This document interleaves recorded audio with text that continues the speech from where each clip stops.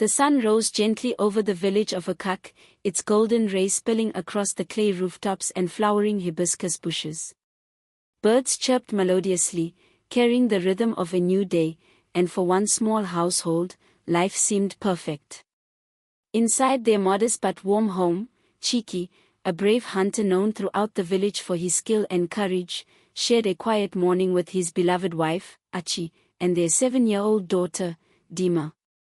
Laughter echoed through the rooms as Dima chased a butterfly across the yard, and Achi's soft hands moved with grace, preparing breakfast that filled the home with a comforting aroma of warmth and love.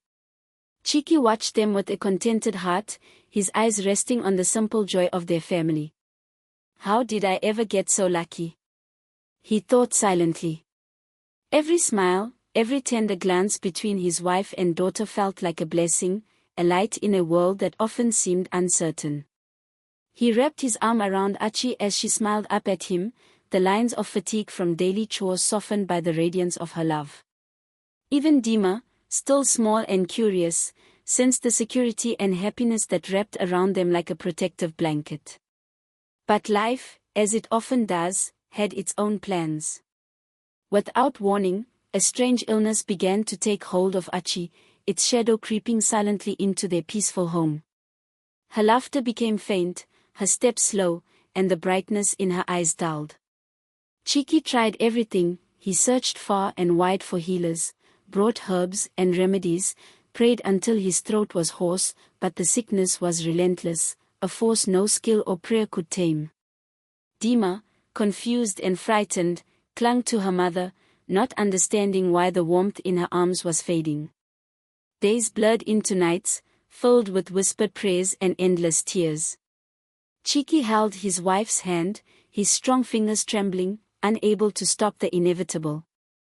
And then, one quiet morning, Achi let out a soft sigh and closed her eyes forever. A silence heavier than the mountains themselves filled the room, and Dima's tiny body shook with grief as her father wept openly for the first time.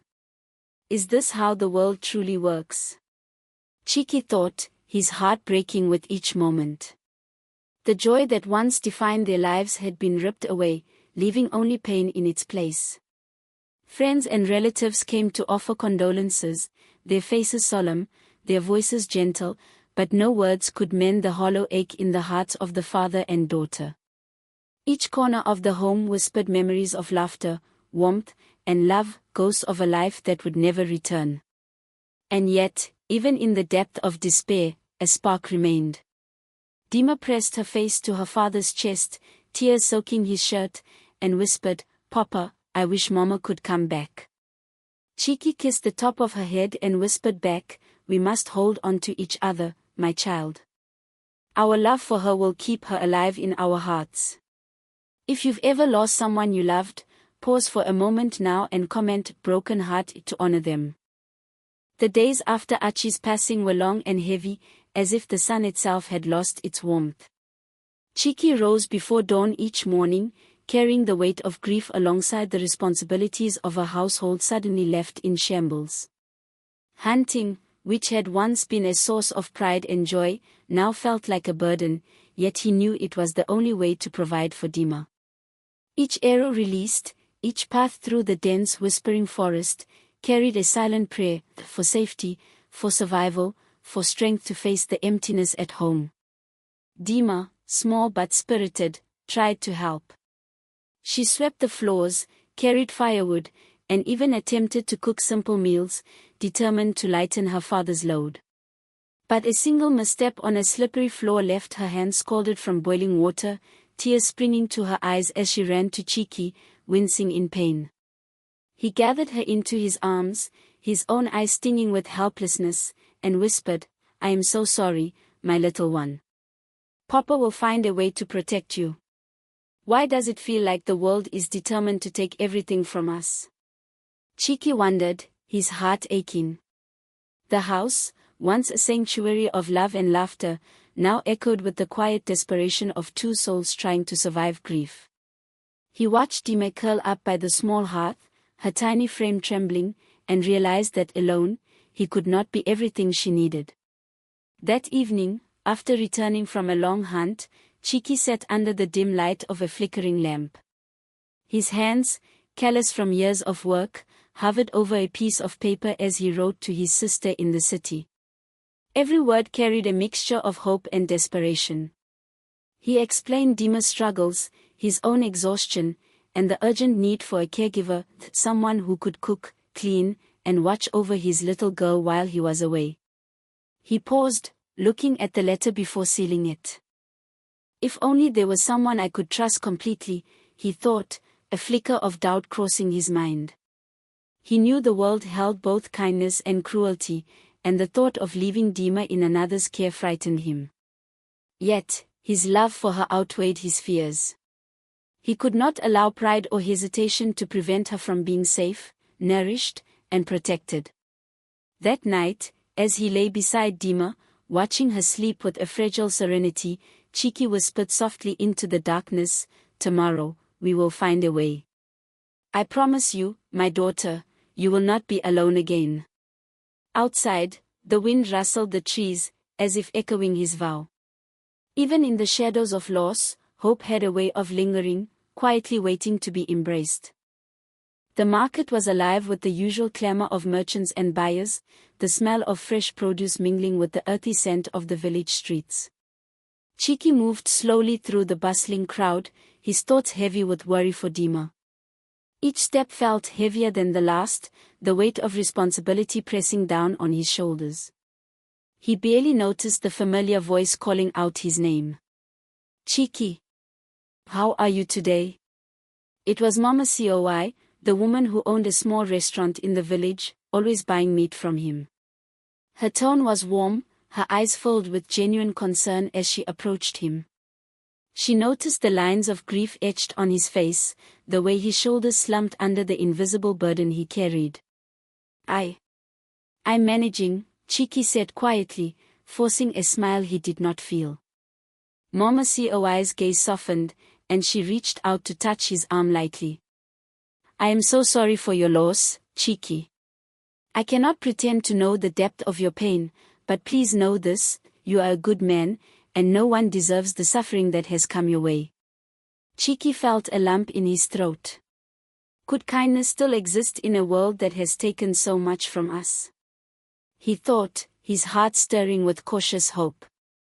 He explained his struggle, how difficult it had been to care for Dima alone while tending to his hunting and other duties. He spoke of the scalded hand, the sleepless nights, the constant worry. Mama Coy listened intently, her expression one of empathy and understanding. After a pause, she said softly, "Cheeky, if you would allow me, I can help. I know it will not replace your wife, but I can look after Dima while you are away. I will cook for her, care for her, and make sure she is safe." Cheeky's eyes widened in surprise. He had never expected such an offer from someone he barely knew beyond casual transactions. "But, your own work, your restaurant, how can you manage this?" Cheeky asked, his voice a mix of hope and caution. Mama Coy smiled gently. "I have trusted hands in my business. Even if I am away for several days, my restaurant will run smoothly.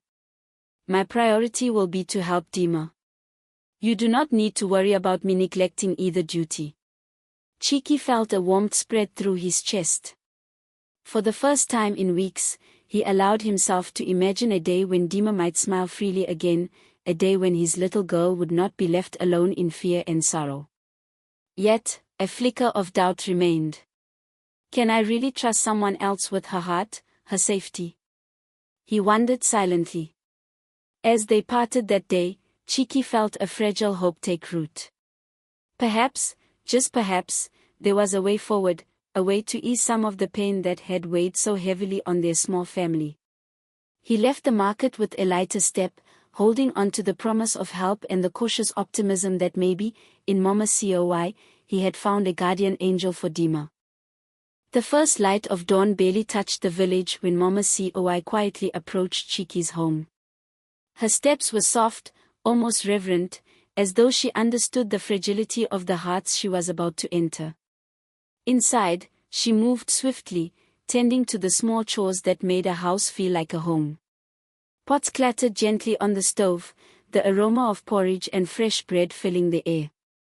The floors were swept, and the small courtyard was tidied, all before the sun had fully risen.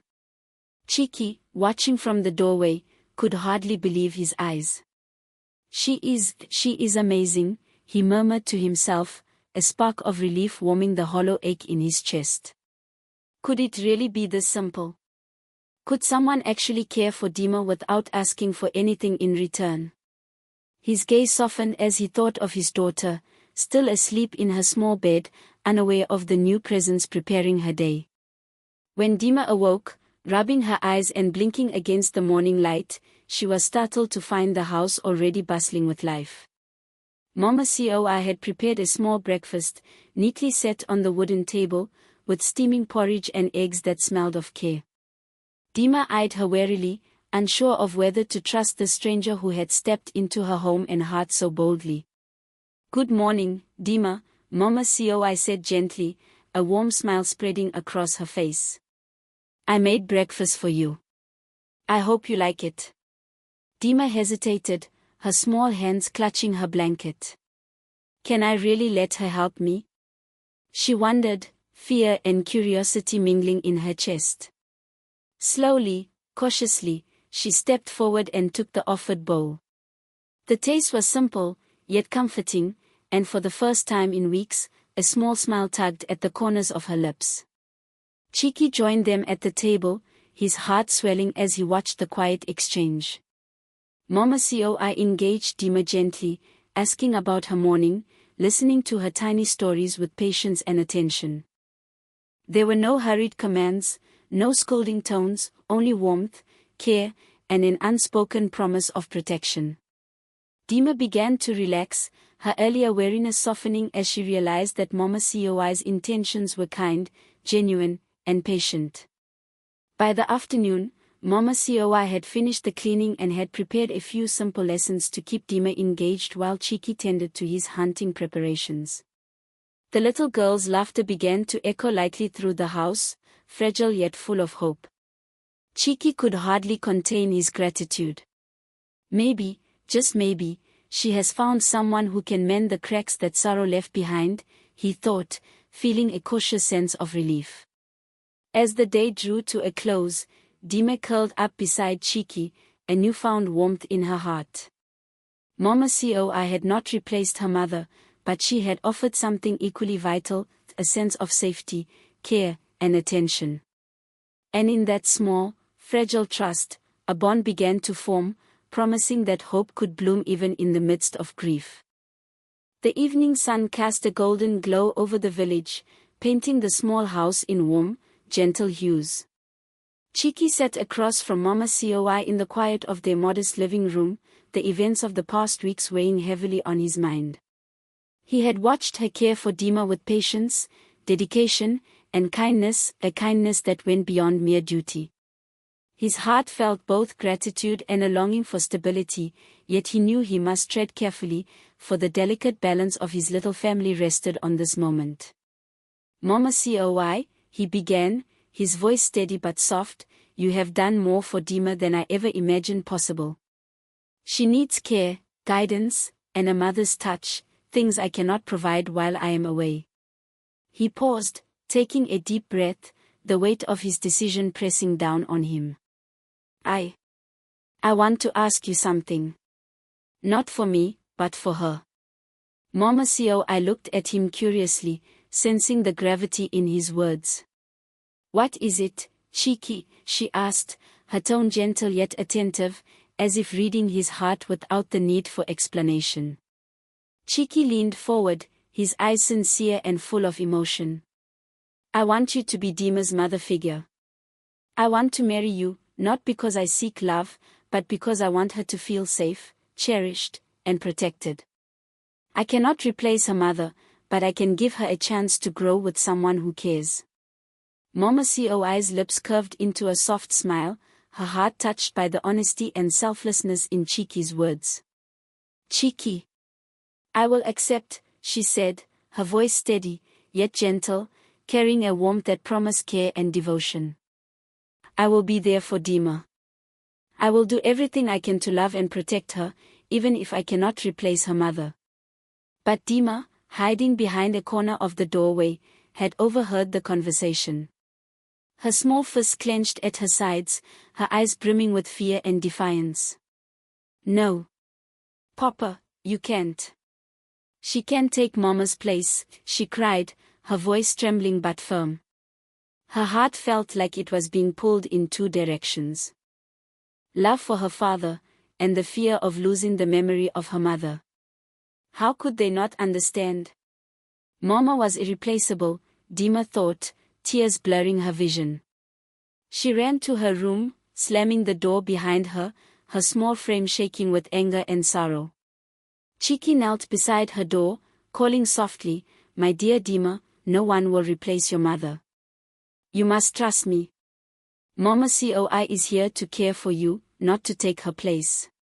For a long moment, silence filled the house, heavy and uncertain. The air carried both tension and hope, the promise of a new chapter mingling with the grief that lingered in every corner. Dima's resistance was strong, yet beneath it, a spark of curiosity and cautious hope began to flicker. Perhaps, just perhaps, this new presence could be trusted. The first weeks after Mama Coi and her daughter Koi moved in were not as Cheeky had hoped. The home that once carried warmth and laughter became heavy with tension and fear. Dima, once free to move about and speak her heart, now found herself under the sharp eyes of Koi, who delighted in finding fault and demanding endless chores.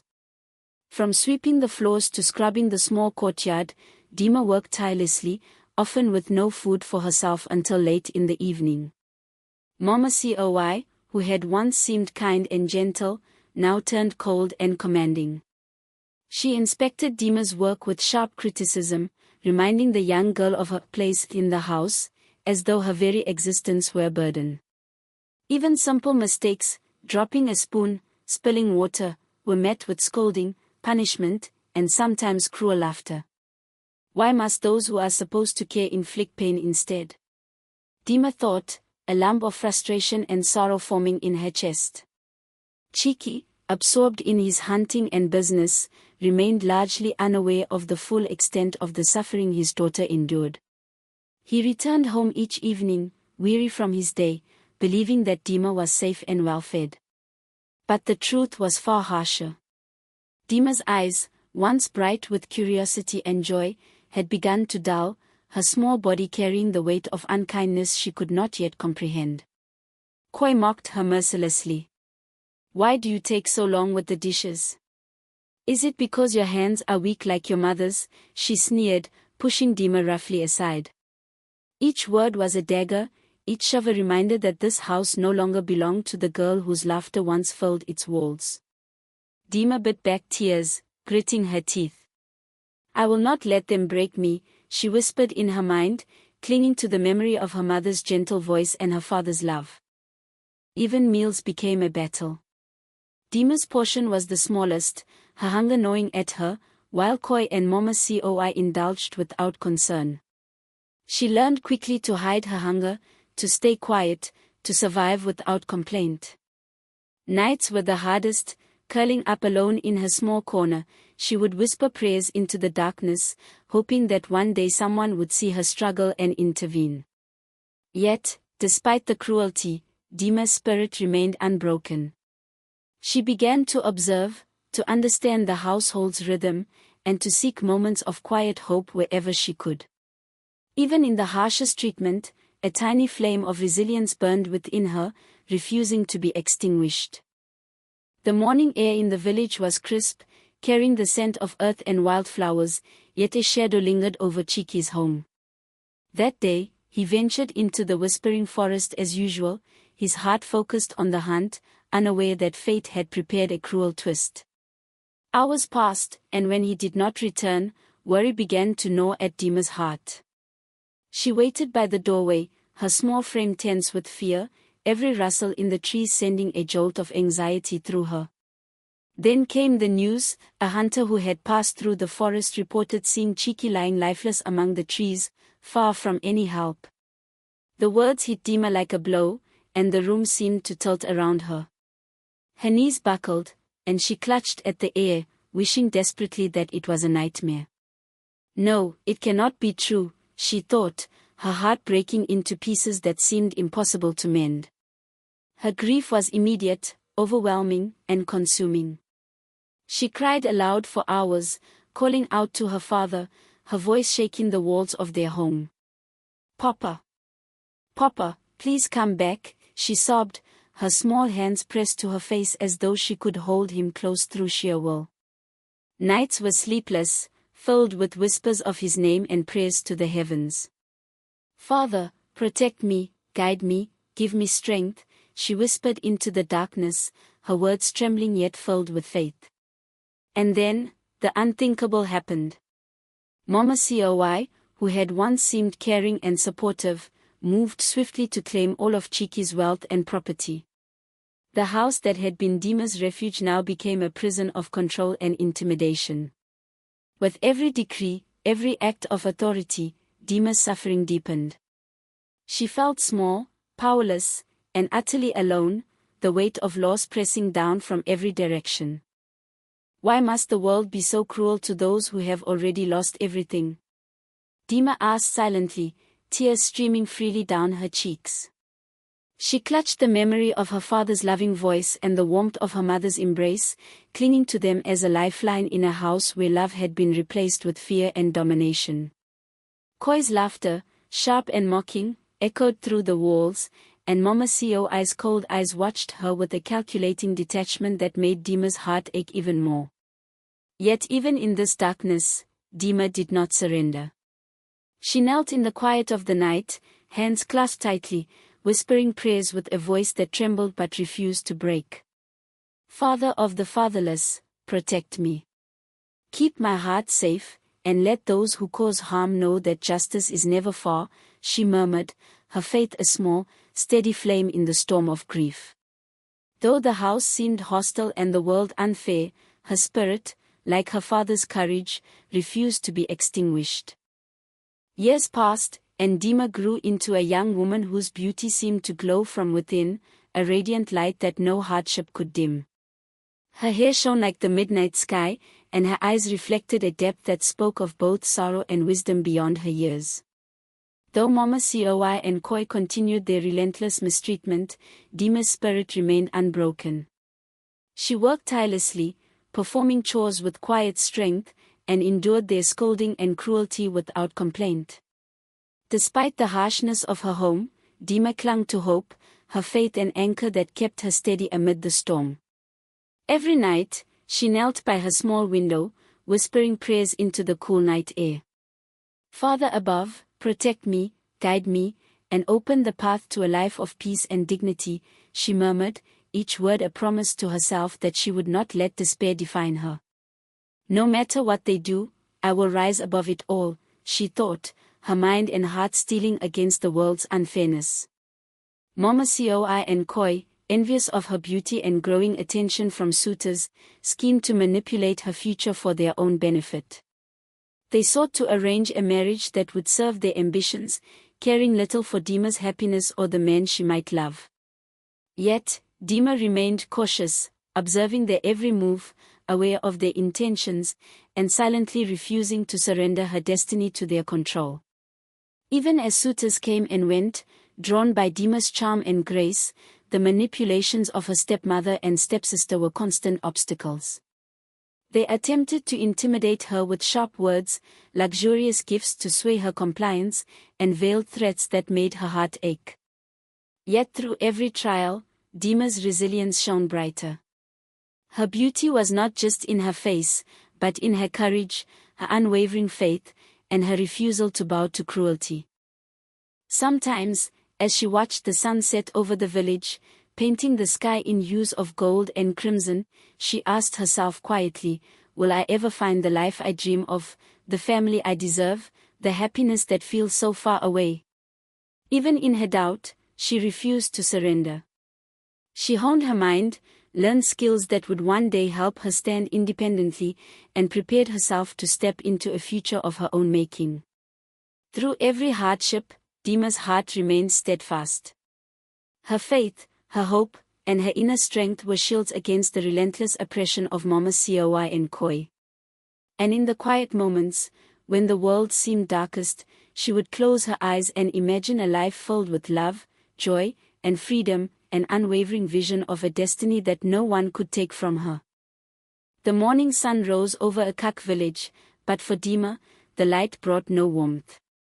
Mama Coy and Koi had summoned her, their faces alight with schemes that chilled her heart. Dima, Mama Coy began, her voice unnaturally cheerful, "It is time you met a suitor. I have chosen a young man who will be perfect for you."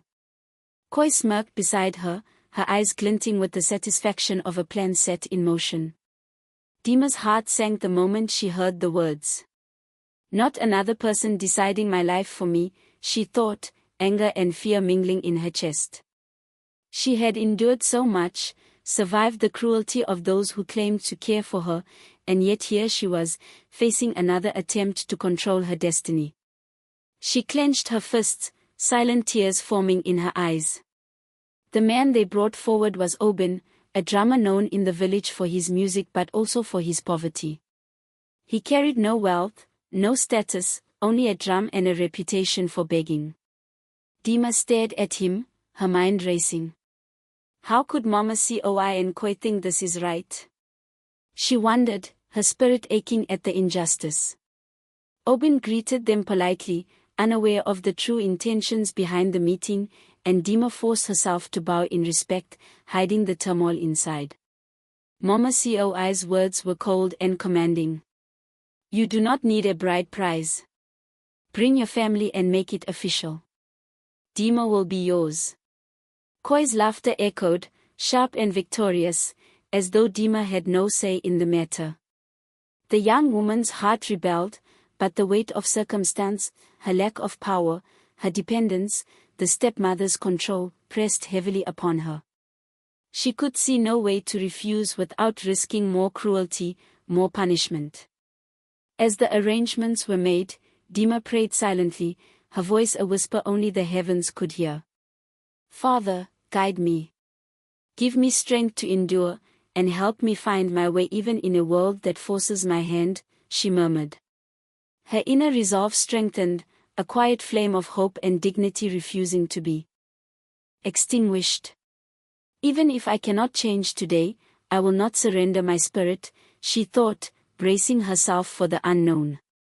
When the day of the ceremony arrived, Dima walked with measured steps, her eyes downcast, yet her heart remained defiant in ways that could not be seen. Obin, polite but unaware of the manipulation behind the marriage, followed the instructions of Mama Coy. Dima's lips pressed into a firm line, holding back her silent protest, her thoughts a storm of sorrow, anger, and resilience. Though she had been forced into a union she did not choose, Dima clung to the belief that destiny could not be stolen. Her body may have been compelled, but her spirit remained hers alone, untouchable, unbroken, and quietly prepared to forge a life of her own making, no matter the challenges ahead. The years that followed were not easy, but Dima's spirit remained unyielding. Each morning she rose with quiet determination, tending to her home, her new responsibilities, and even the small dreams she allowed herself to nurture in secret. Though the walls of her house still carried echoes of Mama Coy and Koi's influence, Dima's presence brought a new energy, a soft, unshakable grace that seemed to illuminate the darkest corners. Her resilience and kindness did not go unnoticed. Villagers who once overlooked her now admired her poise and strength. People came seeking her advice, her help, or simply her company, drawn to the quiet wisdom that shone from her eyes. Can one truly shape their destiny, even when others try to steal it? Dima wondered, a small smile curving her lips as she realized that her life was slowly, gently turning in her favor. Obin, the drummer who had once seemed a mismatch for her, now respected her as a partner and marveled at her courage. He became her ally, supporting her quietly, and recognizing that Dima's heart, though tested by hardship, was filled with intelligence, dignity, and the strength to rise above cruelty. Together, They faced the challenges of life with unity and purpose, carving out a future that belonged to them both. Even Mama Coi and Koi could not dim the light that Dima carried. Attempts to control her, to manipulate her circumstances, fell flat against her inner resolve. She worked diligently, honed her skills, and used her wisdom to create opportunities for herself. Slowly, doors opened, small fortunes came her way, respect followed, and people began to recognize not only her beauty but the strength and kindness that lay beneath it. Yet, Dima never forgot the pain she endured. She carried it quietly, a reminder of what she had overcome and a motivation to treat others with empathy and care.